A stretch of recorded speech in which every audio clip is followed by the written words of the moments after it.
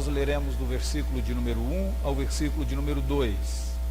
Mateus 7, de 1 a 2.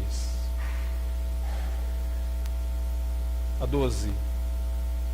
Estamos estudando o Sermão do Monte e já estamos concluindo as nossas meditações. No próximo domingo será o último domingo da meditação neste sermão, que é considerado o sermão mais conhecido, mais importante de toda a história.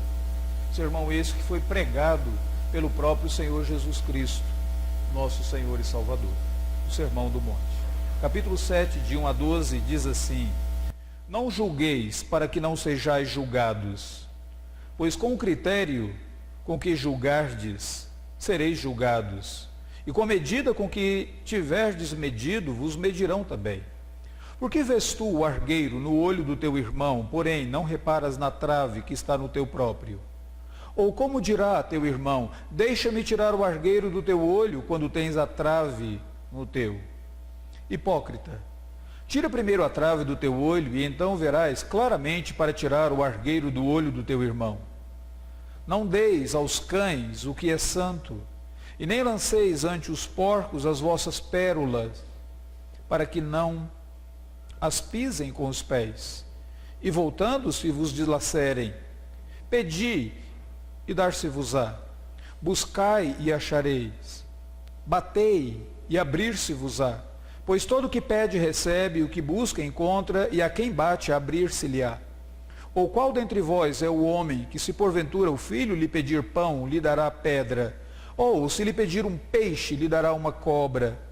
Ora, se vós que sois maus, sabeis dar boas dádivas aos vossos filhos, quanto mais o vosso Pai, que está nos céus, dará boas coisas aos que lhe pedirem. Tudo quanto, pois, quereis que os homens vos façam, assim fazei-o vós também a eles, porque esta é a lei e os profetas. Nós vivemos em um mundo caído, e já falamos isso várias vezes.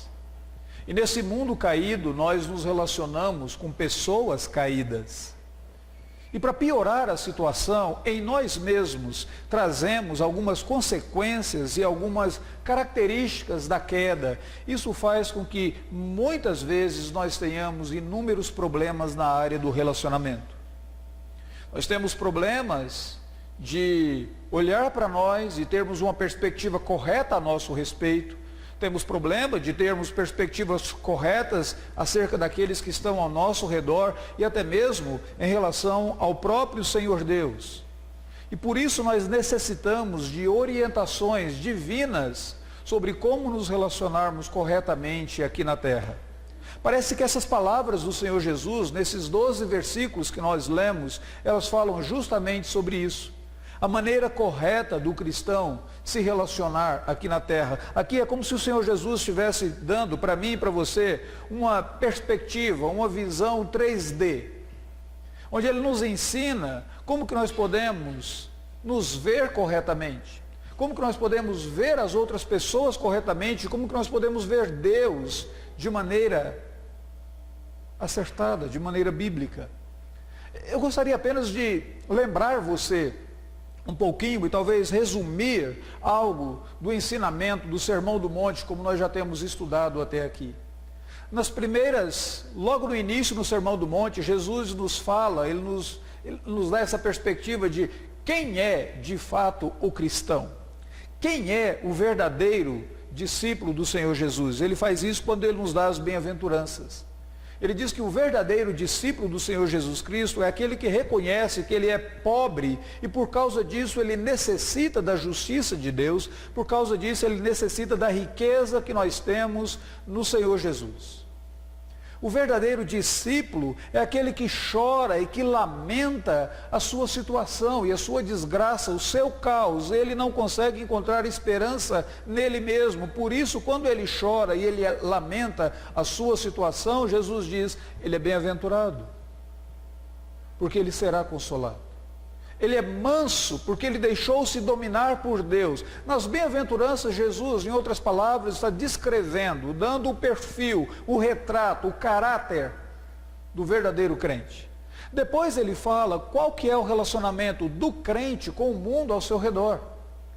Como que nós devemos nos relacionar com a sociedade ao nosso redor? Devemos ser sal da terra e luz do mundo. Não devemos, de alguma forma, nos deixar sermos contaminados, corrompidos, mas assim como o sal tem uma influência, e assim como a luz dissipa as trevas, a presença do crente em qualquer lugar onde ele estiver, deve radiar a sua influência. Deve trazer luz, deve trazer, de fato, essa certeza de que ele é o sal da verdadeira aliança com o Senhor Deus. Por último, ele vai mostrar como que esse crente, no capítulo 5, por último, ele vai mostrar como que esse crente vive a sua vida de justiça, obedecendo e guardando a palavra de Deus. Ele fala sobre os mandamentos. Jesus deixa claro que, diferente daquilo que aconteceu com os fariseus no passado, o crente, a devoção dele, a motivação dele parte do coração. Não é apenas os seus atos, o seu comportamento. Então, quando Jesus diz, não adulterarás, o verdadeiro discípulo de Cristo, ele não está preocupado apenas com o ato do adultério, isso o preocupa, claro, mas ele está preocupado, acima de tudo, em não olhar para uma mulher, para um homem com intenção impura no seu coração. Quando a Escritura Sagrada diz não matarás, ele não está preocupado apenas em tirar a vida de uma pessoa, mas ele está preocupado em não assassinar essa pessoa dentro do seu coração. Tudo isso nós vimos no capítulo 5. Capítulo 6 foi mais rápido. No capítulo 6, Jesus fala sobre a devoção do crente.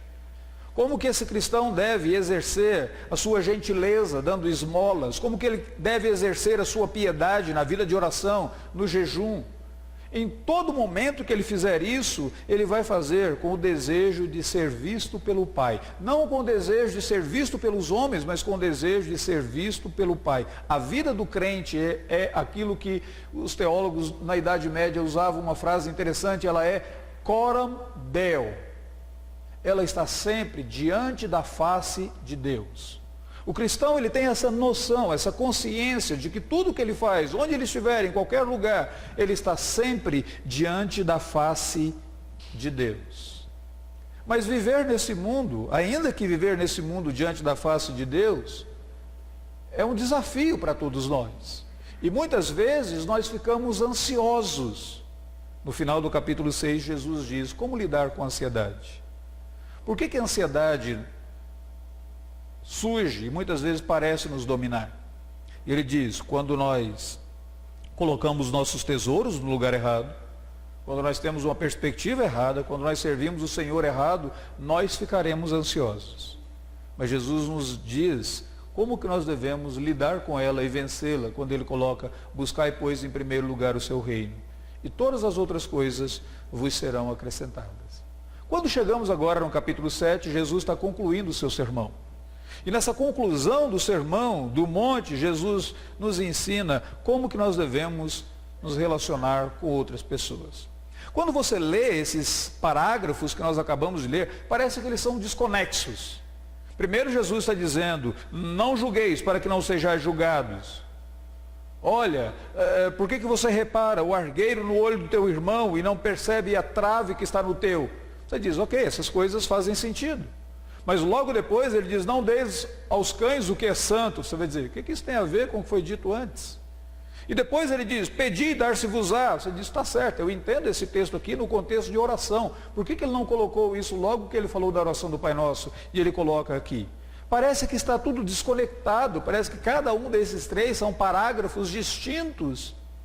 Mas esses parágrafos podem ser unidos, conectados, se nós observarmos que todos eles falam sobre o relacionamento do crente.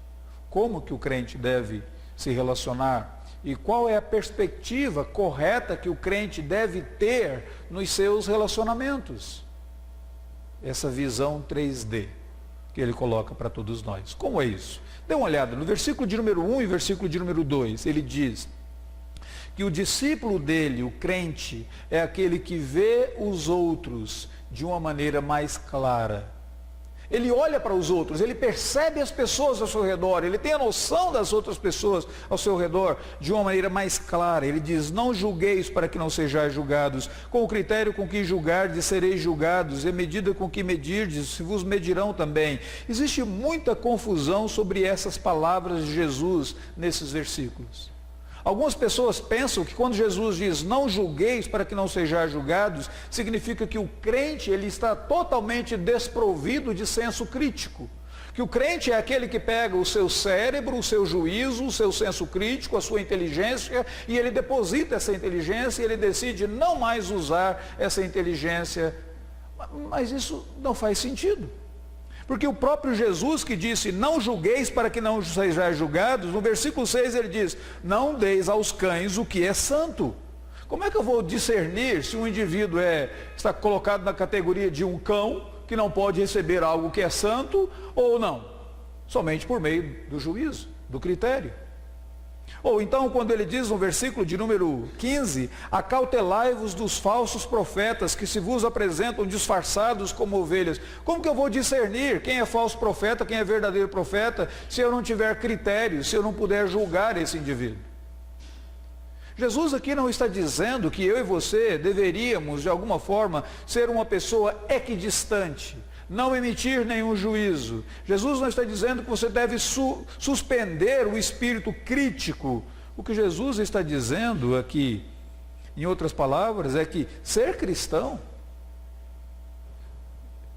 significa, sim, ser criterioso. Mas com relação às pessoas ao nosso redor, o que Jesus está colocando para nós seria mais ou menos o seguinte: seja crítico, mas não seja juiz das outras pessoas. Há uma diferença muito grande entre um crítico e um juiz. Um juiz é aquele que possui a palavra final, é aquele que condena o indivíduo, é aquele que dá a sentença de condenação depois do julgamento. A Bíblia Sagrada diz que só um é o juiz. Só Deus é o juiz de toda a terra. Quando Abraão orou a Deus, lá em Gênesis, capítulo de número 18, acerca de Sodoma e Gomorra, Abraão usa essa expressão, não farás justiça o juiz de toda a terra? Deus é o juiz. Ser crítico não significa ser juiz. Ser crítico não é aquele que condena, é aquele que avalia, é aquele que analisa, é aquele que pesa. O que Jesus está dizendo, em outras palavras, é que o crente é aquele que ele é crítico, mas ele não é juiz. Jesus não está condenando a avaliação crítica, ele está condenando aqueles que insistem, muitas vezes, em assumirem uma posição que pertence só a Deus. A posição que pertence a Deus. Então, e é muito fácil você perceber isso. Muitas vezes, na minha vida e na sua vida, nós queremos agir como juiz. Nós achamos que nós conseguimos ler a mente da outra pessoa. Eu sei o que você vai dizer. Sabe mesmo? Uau! Principalmente nas chamadas DRs dos casais. Vocês já viram isso? Não, você pensou aquilo. Como que eu pensei? Você não leu a minha mente. Todas as vezes que você tenta fazer essa leitura da mente, você está se colocando no lugar de Deus. Isso é perigoso.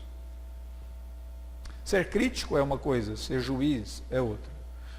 O que Jesus está dizendo é que eu e você não devemos condenar imediatamente, ou condenar sem perdão, ou buscar a vingança de alguma maneira. Ser crítico, há um universo de diferença entre o crítico e o juiz. Quando ele diz, não julgueis para que não sejais julgados, ele está dizendo, sim, seja crítico, tenha uma análise crítica, mas não tente ocupar o lugar que pertence a Deus nos seus relacionamentos. Não tente ser Deus para outra pessoa. Você é um instrumento nas mãos de Deus, você não é Deus. É bem verdade que às vezes nós achamos que somos a quarta pessoa da Santíssima Trindade e que nós iremos mudar os outros. Nós iremos transformar a outra pessoa. Há muita esposa que pensa que a função dela é transformar o marido. A função de transformar o seu marido pertence ao Espírito Santo de Deus. Há muito marido que pensa que a função dele é transformar a esposa. A função de transformá-la é o Espírito Santo de Deus. Há muito pai que pensa que ele vai transformar o filho, e isso traz uma angústia tremenda para ele, porque nós não conseguimos. A função de transformá-lo é do Santo Espírito de Deus. O que eu posso fazer é orar por ele, é orar por ela, para que o Espírito de Deus o faça. Seja crítico, não seja juiz, não se coloque no lugar de Deus nos seus relacionamentos. Olhe para as pessoas corretamente, claramente.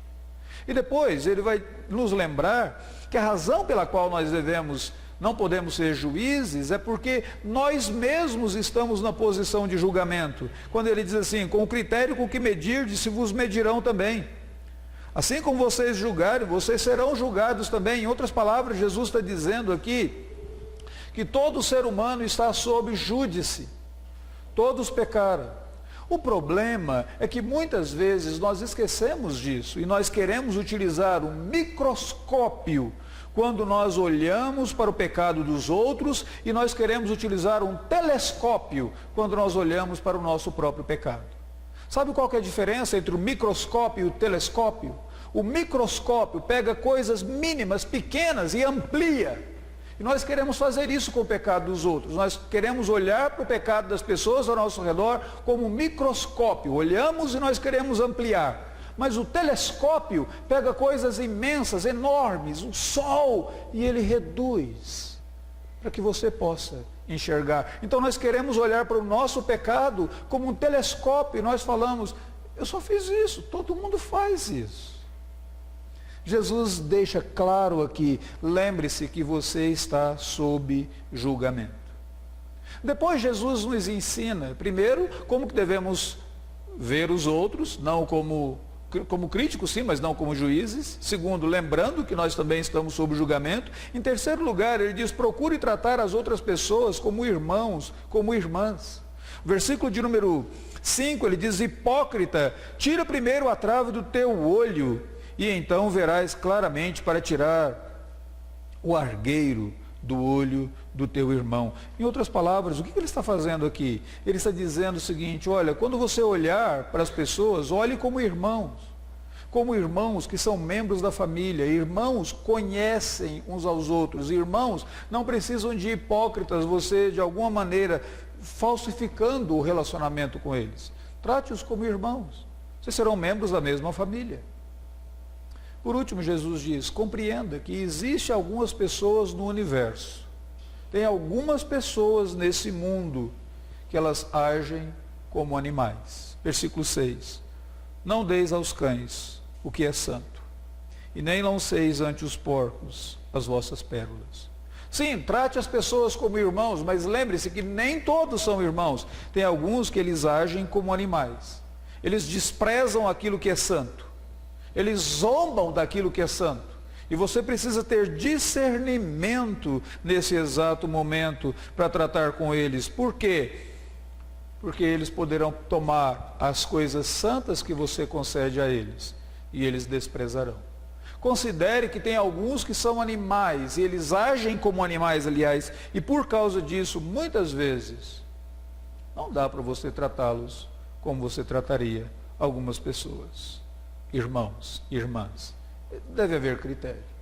Deve haver o critério de uma certa separação, um certo distanciamento. Não haver a mesma liberdade. Deixa eu tentar ilustrar isso com vocês, contando a história de um pastor, amigo meu, mora nos Estados Unidos, já está no finalzinho da sua carreira ministerial, e esse indivíduo, logo que ele começou no ministério, ele tinha um desejo de ajudar quantas pessoas ele pudesse ajudar. E ele, tão bondosamente, um coração tão aberto, e descendente de italiano, então um descendente de italiano gosta de receber várias pessoas na sua casa, não é? Um coração aberto, ele foi receber tantas pessoas que ele poderia ajudar, e ele passou a receber inúmeras pessoas na casa dele. E hoje ele diz a mim, meu irmão, eu fui imprudente, eu coloquei tantas pessoas na minha casa que eu não consegui discernir se eram irmãos ou se agiam como animais, e como fruto disso, uma das minhas filhas foi abusada por uma dessas pessoas que eu coloquei dentro de casa. Discernimento, é isso que Jesus está dizendo. Essa amizade é boa para mim, ela não é boa para mim. Essa pessoa respeita a minha vida com Deus, meu testemunho cristão, aquilo que eu falo para ela, não respeita. Essa pessoa anda comigo, tratar como irmãos aqueles que são irmãos. Mas há alguns que eles não agem como irmãos. Eles agem como animais, porque eles desprezam aquilo que é santo. É isso que Jesus está dizendo. Por que Jesus está tão interessado no nosso relacionamento com outras pessoas? Porque o testemunho do cristão é relacional. Porque a luz do cristão, ela é difundida por meio de relacionamentos. Então, primeiro ele diz, olhe corretamente para as pessoas ao seu redor. Veja-os corretamente. Segundo, olhe corretamente para você mesmo. Aqui Jesus faz uma coisa muito interessante. Ele diz assim no versículo de número 3 em diante: por que vês tu o argueiro no olho do teu irmão, porém não reparas na trave que está no teu próprio? Ou como dirás ao teu irmão, deixa-me tirar o argueiro do teu olho, quando tens a trave no teu? É interessante, porque essa palavra do Senhor Jesus Cristo aqui, ele diz que a fim de tratarmos outras pessoas adequadamente, corretamente, nós temos que ter uma perspectiva certa a nosso respeito. A Bíblia Sagrada tem um versículo que diz, não pense de si mesmo além do que convém. É engraçado porque a psicologia diz que nós temos que melhorar a nossa autoestima. Biblicamente falando, eu já tenho uma autoestima muito elevada, eu sou orgulhoso, eu sou arrogante, e você também o é. Às vezes nós até escondemos a nossa arrogância, nós até fingimos que somos muito humildes. As pessoas nos fazem um elogio e nós falamos, não, eu não mereço isso, claro que não. E essa falsa modéstia, orgulho e falsa modéstia, são duas faces da mesma moeda. Nosso problema não é com a nossa baixa autoestima. O nosso problema é que a nossa estima ela é muito elevada e nós sempre pensamos de nós e que nós somos melhores do que as outras pessoas. Esse é o nosso problema. E a Bíblia Sagrada diz, não pense de si mesmo além do que convém. A nossa tendência é achar que nós somos ricos, achar que nós somos abastados, e no livro do Apocalipse, Jesus falando para uma igreja, ele diz, você não sabe que tu és pobre, cego e nu. Aqui nesse texto, Jesus usa essa metáfora, que é uma metáfora sarcástica. Ele diz assim, por que você enxerga um argueiro no olho do teu irmão? Sabe o que significa a palavra argueiro? Cisco, pó. Um pozinho no olho do teu irmão. Porém, você não repara na trave. A palavra trave que aparece aqui é uma tora. Por que você não enxerga a tora que está dentro nos seus olhos? Em outras palavras, essa tora, essa trave, ela atrapalha, ela impede que você veja o cisco no olho da outra pessoa. Antes de você tentar ajudar a outra pessoa, tirando o cisco do olho dela, você precisa remover a trave que está no teu olho. Talvez uma ilustração bíblica muito interessante nesse aspecto é sobre Davi. Aquele homem segundo o coração de Deus, no momento em que Davi foi advertido por um profeta chamado Natã. Natã era um excelente pregador. Natã era um pregador que ele gostava muito de ilustrações, muito criativo, muito sábio era Natã. Natã sabia que Davi havia cometido adultério. Davi é o rei. E Natã não chega para Davi simplesmente dizendo, rei, o senhor adulterou e o senhor está em pecado. Mas Natã chega para Davi e diz, majestade, posso contar uma história? Diz, vai Natã, diga. Digo, majestade, tinha um fazendeiro que ele tinha muitas ovelhas, inúmeras ovelhas, tinha uma manada toda, um rebanho todo de ovelhas. E sabe o que aconteceu? Do lado dele morava um senhorzinho pobre que só tinha uma ovelhinha. Ele cuidava daquela ovelhinha, aquela ovelhinha para ele era tudo, ele cuidava muito bem dela. Só que chegou um visitante na casa do grande fazendeiro, e ao invés do fazendeiro tomar uma ovelha do seu rebanho, ele foi e pegou a única ovelhinha daquele indivíduo que morava ao lado da casa dele. O que o senhor me diz sobre isso? Ele diz, tal homem seja morto. Natã diz, tu és o homem. Deus te deu inúmeras ovelhas, Deus te deu riquezas, Deus te deu tudo. Você tomou a única esposa de Urias, o seu soldado fiel. Naquele momento, Davi ilustra muito bem o que Jesus está falando aqui. Por que que você enxerga o cisco no olho do homem da história do Natã e você não repara na tora, na trave que está no teu olho? Jesus está deixando bem claro que eu e você precisamos ter uma perspectiva correta a nosso respeito se nós queremos ajudar as outras pessoas. Muitas vezes você tem o desejo de ajudar um irmão, uma irmã, você tem até o desejo de falar com ele, falar com ela. Ajudar uma pessoa é como você tirar um cisco do olho dele. E assim como você tem que ser bem delicado para fazer isso, em termos físicos, na vida espiritual, seja mais delicado ainda. Por favor, não vá com toda a sua falta de atenção, tentando consertar, corrigir algum erro na vida espiritual da pessoa, porque você pode colocar muita coisa a perder. Mas primeiro, tira a trave do teu olho.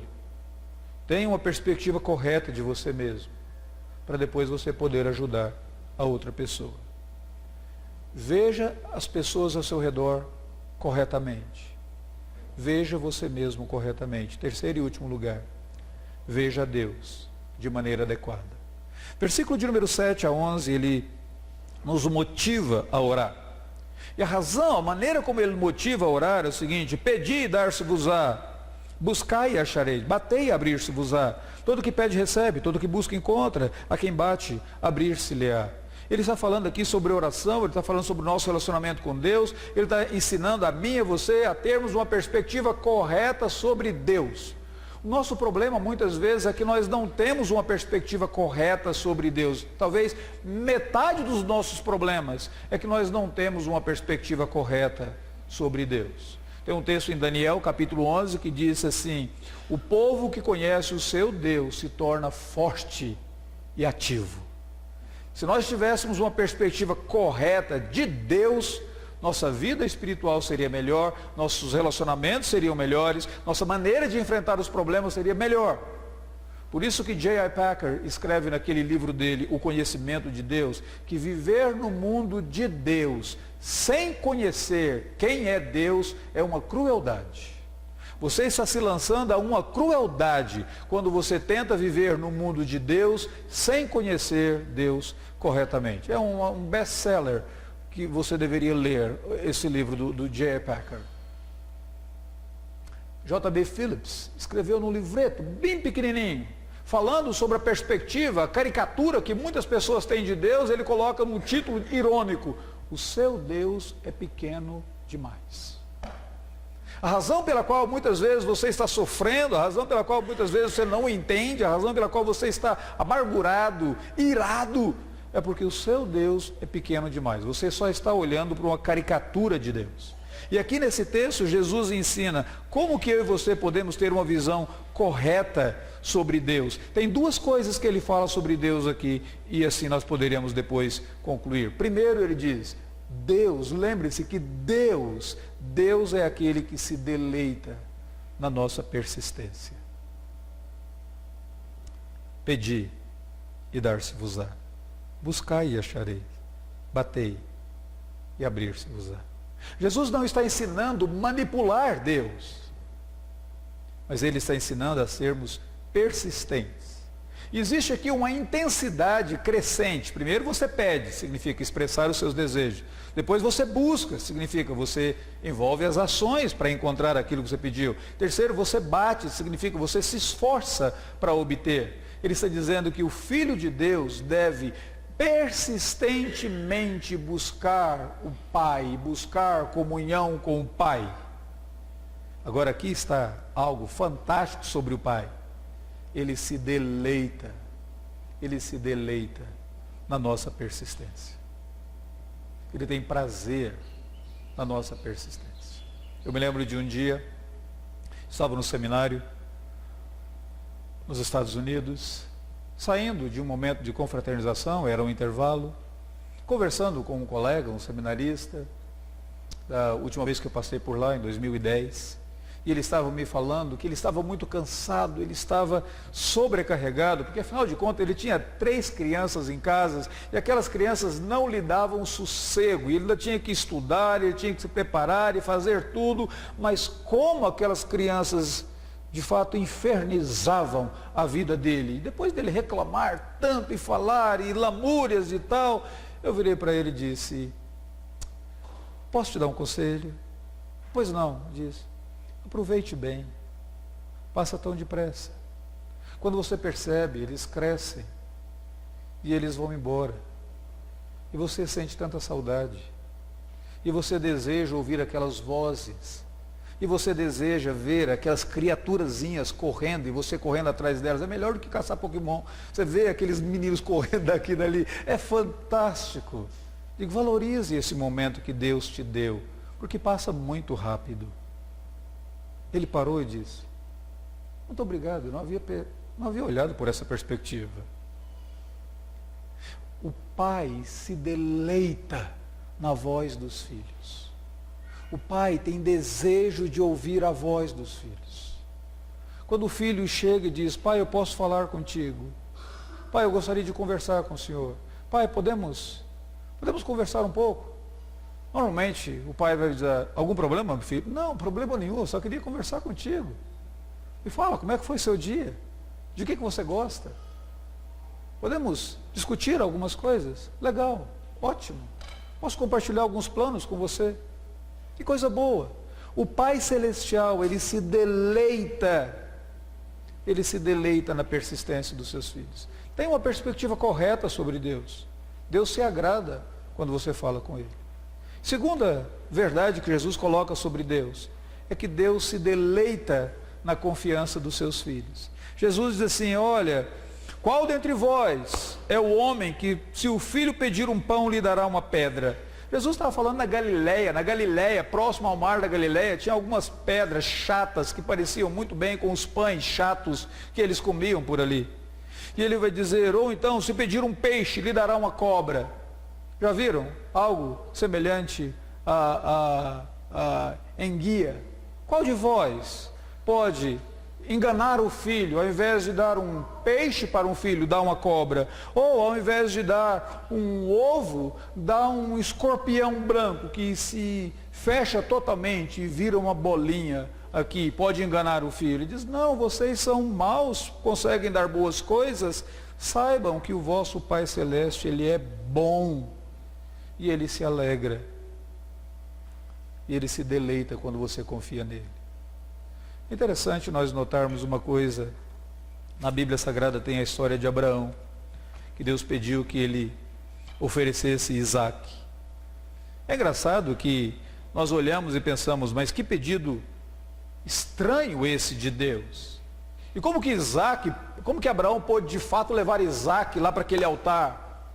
Mas lembrem-se que Abraão, o apóstolo Paulo diz, ele sabia que Deus era poderoso para ressuscitar o menino, mesmo se ele tivesse sacrificado o menino. E nas palavras de Abraão, parece que era isso mesmo que Abraão acreditava, porque Abraão deixou os servos dele lá embaixo, no sopé do monte, e ele subiu ao monte Moriá, e ele disse assim para os servos dele: ficai aqui, eu e o rapaz iremos lá adorar, e depois nós voltaremos. Agora, eu quero que vocês se lembrem que Abraão já tinha a experiência do poder de Deus na própria vida dele. A Bíblia diz que o corpo dele era já amortecido, ele já tinha passado da idade de ter filhos. E Deus deu para ele um filho. Sara, o corpo dela já estava amortecido, não poderia mais gerar. E Deus deu. Ele já havia experimentado no próprio corpo algo do poder de Deus, algo semelhante à ressurreição. Então ele podia acreditar que Deus bondosamente poderia ressuscitar Isaac, mesmo que ele tivesse oferecido Isaac em sacrifício a Deus. Abraão sabia que Deus é bondoso e ele podia confiar no Pai. E quando Abraão estava pronto para sacrificar Isaac, ele ouve uma voz do céu dizendo: Abraão, Abraão, não faças mal ao rapaz, porque agora eu sei que temes a Deus. Deus se alegra e se agrada, se deleita quando o filho dele confia nele. Quando o filho dele diz: Deus, eu não sei o que vai acontecer na minha vida, mas eu sei que tu és o meu Senhor, tu és o meu rochedo. Eu não conheço as minhas dificuldades, mas eu conheço quem tu és. e tu sempre estarás comigo. E por causa disso, eu creio. Por causa disso, eu continuo confiando. É isso que Jesus diz. Pedi e dar-se-vos-á. Persistam. Ou, qual de vós é o homem mau? O Pai Celeste é bem melhor do que vocês, então confiem. Tenha uma perspectiva clara de como se relacionar com o próximo. Tenha uma perspectiva clara de você mesmo. Tenha uma perspectiva clara do seu Deus. Porque o povo que conhece o seu Deus, esse é um povo forte e ativo. Jesus quer que eu e você olhemos para a vida, no mundo caído, olhemos para os relacionamentos e olhemos para nós mesmos de uma maneira correta. Ele quer que nós olhemos na perspectiva dele mesmo, porque foi assim que ele olhou. Lembra como Jesus se relacionou com outras pessoas? Lembra a perspectiva que o próprio Senhor Jesus tinha de si mesmo, da sua missão? Lembra como que Jesus Cristo pôde ir à cruz do Calvário, como que ele pôde morrer ali, ser crucificado ali, experimentar as angústias ali, porque ele sabia que o Pai é bondoso.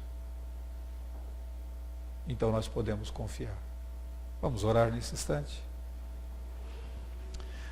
Ó Deus bendito, nós suplicamos que renoves na manhã desse domingo em cada um de nós a maneira correta de vivermos neste mundo, a perspectiva correta que deveremos ter sobre as pessoas, com relação às pessoas, a nós mesmos e a Ti, ó Pai bondoso, nesse mundo de aflições, para que não sejamos consumidos nas nossas tristezas, para que não entremos em desespero pensando que estamos sozinhos, para que não fiquemos preocupados pensando que fomos abandonados por Ti, mas lembra-nos, Senhor, de que temos conosco sempre a Tua bondosa mão. Quem mais temos nós no céu? Quem mais está conosco na terra? Tu nos seguras pela nossa mão direita, Tu nos sustenta e Tu nos dizes, não temas que eu te ajudo. Dá-nos a graça, ó Pai, de nos nossos relacionamentos te glorificarmos como pessoas que conhecem a Ti verdadeiramente, em o nome do Senhor Jesus. Amém. Vamos ficar de pé e vamos receber a bênção